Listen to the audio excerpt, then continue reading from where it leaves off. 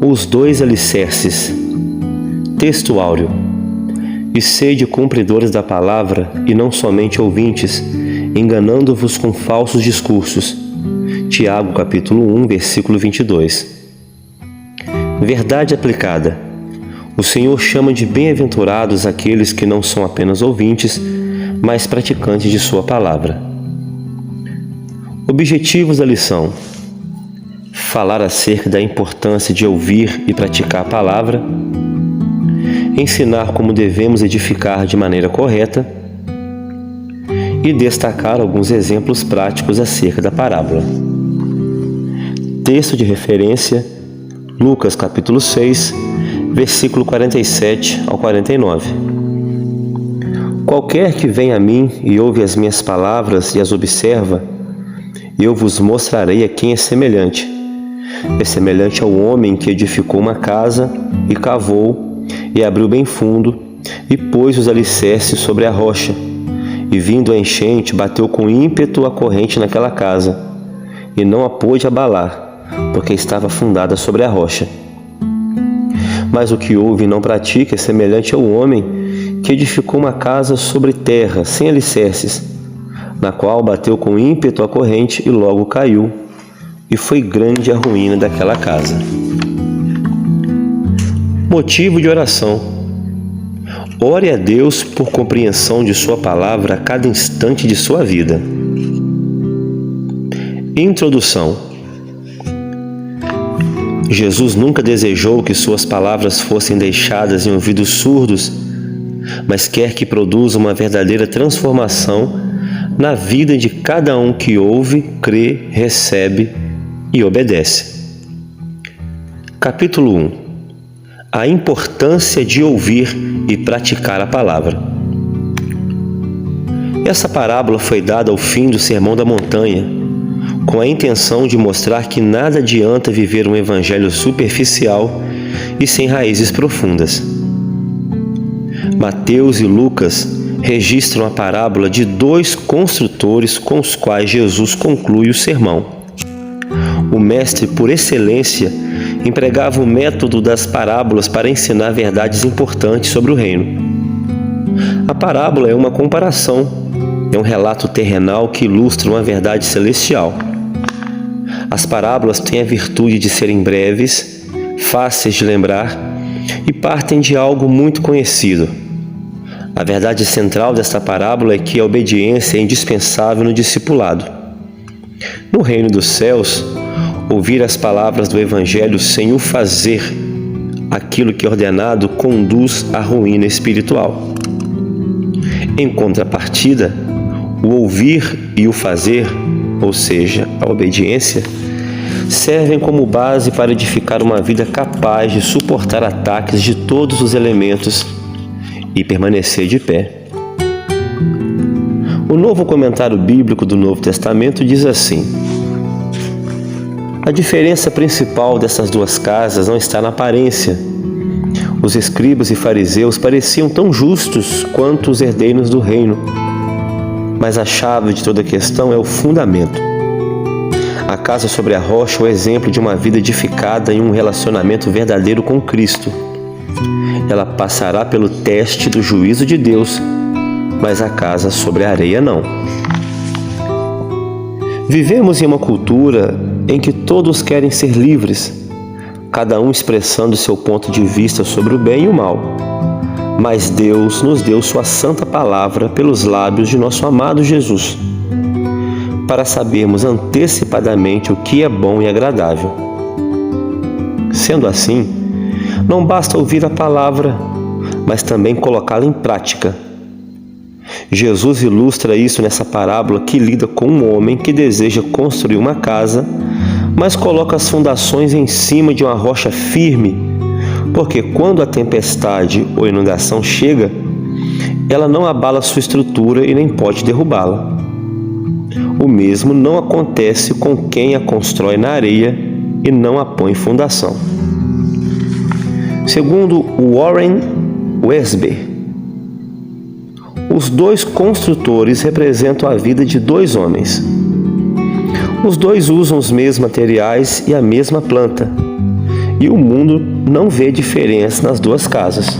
No entanto, quando há uma tempestade, a hora do teste, a casa que não foi alicerçada na rocha desaba e falha no teste. O cristão verdadeiro fundamenta-se na rocha, que é Cristo Jesus.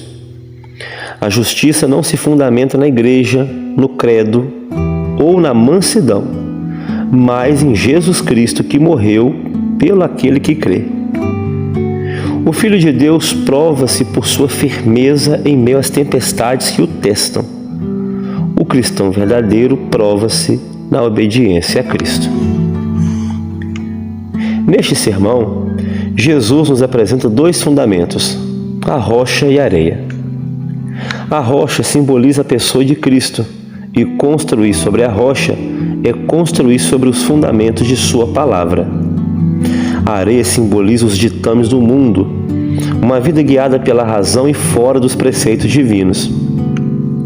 Ao descrever os dois construtores, Jesus deixa claro a importância do fundamento de nossas vidas. A tempestade vem para ambos e a diferença está no alicerce. A casa que estava sobre a rocha suportou, mas a que estava alicerçada na areia teve um prejuízo muito maior. E ela não somente caiu, mas foi grande a sua ruína. A vida cristã deve estar apoiada em Cristo e em tudo o que Ele é. O que irá garantir a nossa firmeza será a nossa união com Ele. Sem ela, até mesmo os nossos objetivos mais firmes serão como areia movediça. Ao descrever os dois construtores, Jesus deixou claro que o que havia levado aquela casa à destruição era o fundamento sobre o qual ela foi erguida. Uma vida cristã apenas externa é como construir sobre a areia. O que vai acontecer na hora da tempestade? Ela se apoiará naquilo em que está fundamentada. O homem prudente edifica sobre a rocha e o tolo sobre a areia. No capítulo 1, nós aprendemos que não adianta viver um evangelho superficial e sem raízes profundas. Capítulo 2. Edificando de maneira correta. O que Jesus deseja ressaltar nessa parábola é sobre o que estamos fundamentando a nossa fé.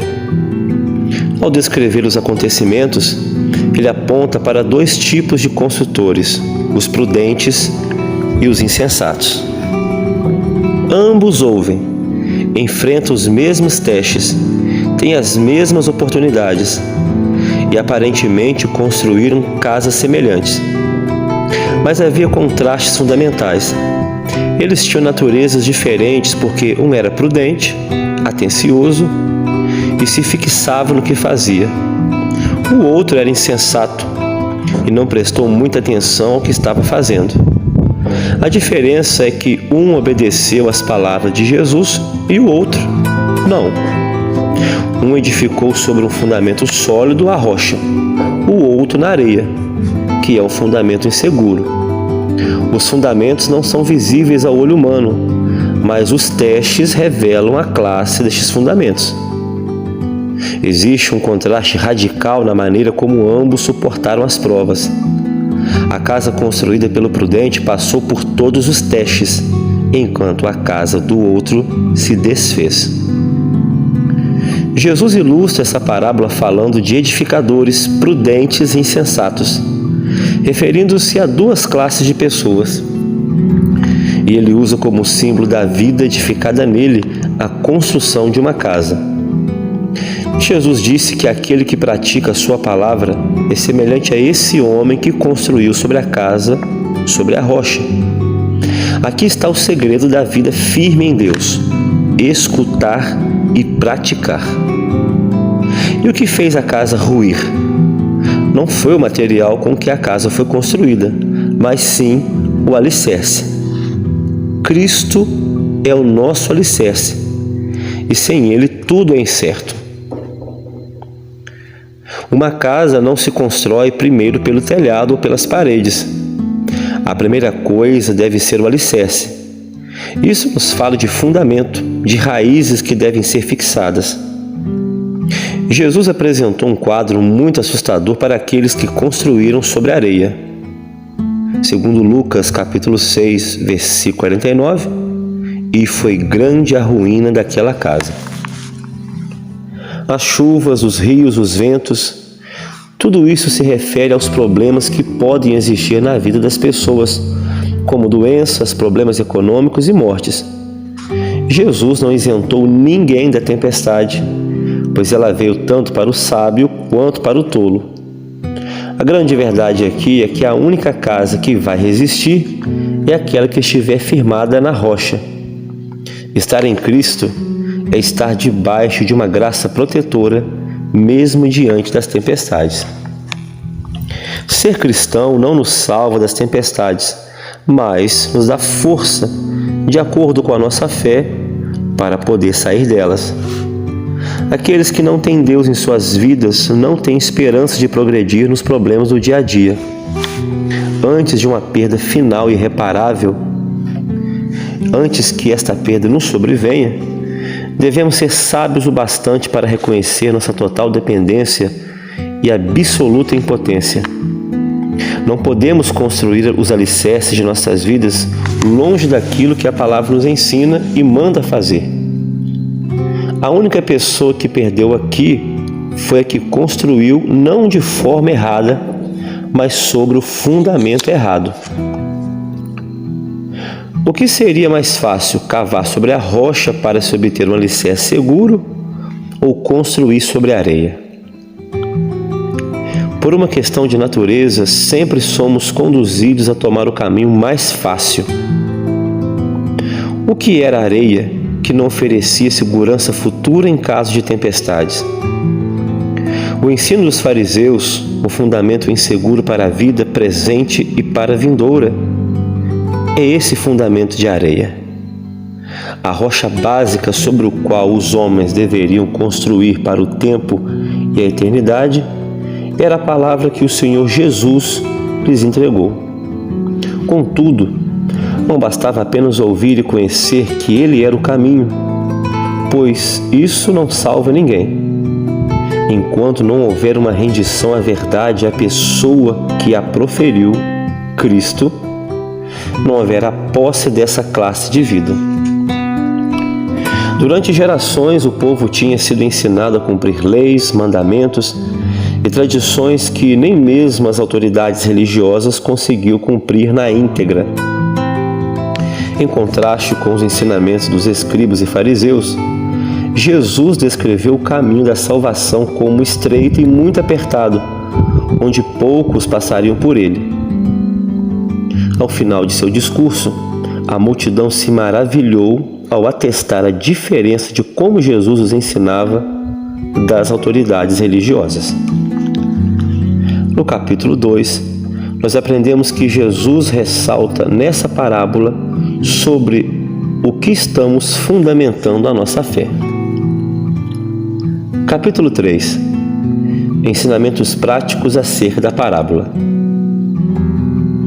Uma casa bem edificada pode resistir com firmeza aos ataques externos da vida cotidiana. O futuro de nossa casa espiritual não está garantido na aparência, mas em estar fundamentado em Cristo. Devemos prestar muita atenção a esta mensagem, pois não nos traz uma séria advertência. Tudo aquilo que não se sustenta em Cristo irá desabar. Isso nos leva ao ponto principal da advertência. Não seja apenas ouvinte da palavra, seja cumpridor. Não viva um evangelho vazio apenas de aparência. Conheça Cristo, não por aquilo que Ele possa lhe oferecer. Conheça-o pelo que Ele é. A grande censura feita por Jesus neste sermão é contra a religião vazia, que é cheia de rituais e que em nada pode transformar o ser humano.